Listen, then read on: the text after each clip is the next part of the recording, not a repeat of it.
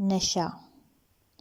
ईश्वरी एक बड़े जमींदार का लड़का था और मैं एक गरीब क्लर्क था जिसके पास मेहनत मजदूरी के सिवा और कोई जायदाद न थी।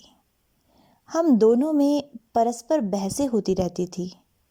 मैं जमींदारों की बुराई करता, उन्हें हिंसक पशु और खून चूसने वाली जोंक और वृक्षों की चोटी पर फूलने वाला बंझा कहता। वह जमींदारों का पक्ष लेता, पर स्वभावतः उसका पहलू कुछ कमज़ोर होता था, क्योंकि उसके पास जमींदारों के अनुकूल कोई दलील न थी।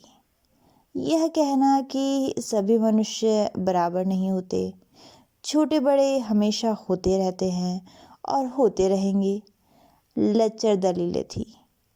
किसी मानुषीय या नैतिक नियम से इस व्यवसाय का औचित्य सिद्ध करना कठिन था। मैं इस वाद विवाद की गर्मा गर्मी में अक्सर तेज हो जाता था और लगने वाली बात कह जाता, लेकिन ईश्वरी हार कर भी मुस्कुराता रहता था। मैंने उसे कभी गर्म होते नहीं देखा। शायद उसका कारण यह था कि वह अपने पक्ष की कमजोरी समझता था। नौकरों से वह सीधे मुंह बात न करता था। अमीरों में जो एक बेदर्दी और उद्दंडता होती है, उसमें उससे भी प्रचुर भाग मिला था। नौकरों ने बिस्तर लगाने में जरा भी देर की, दूध जरूरत से ज़्यादा गर्म या ठंडा हुआ, साइकिल अच्छी तरह साफ नहीं हुई तो वह आपे से बाहर हो जाता।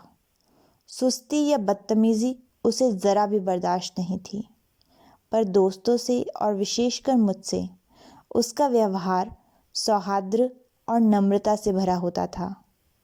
शायद उसकी जगह मैं होता तो मुझ में भी वही कठोरताएं पैदा हो जाती जो उसमें थी, क्योंकि मेरा लोक प्रेम सिद्धांत पर नहीं, निजी दशाओं पर टिका हुआ था। वह मेरी जगह होकर भी शायद अमीर ही रहता, क्योंकि वह प्रकृति से विलासी और ऐश्वर्य प्रिय था। अब की दशहरे की छुट्टियों में मैंने निश्चय किया कि घर न जाऊंगा।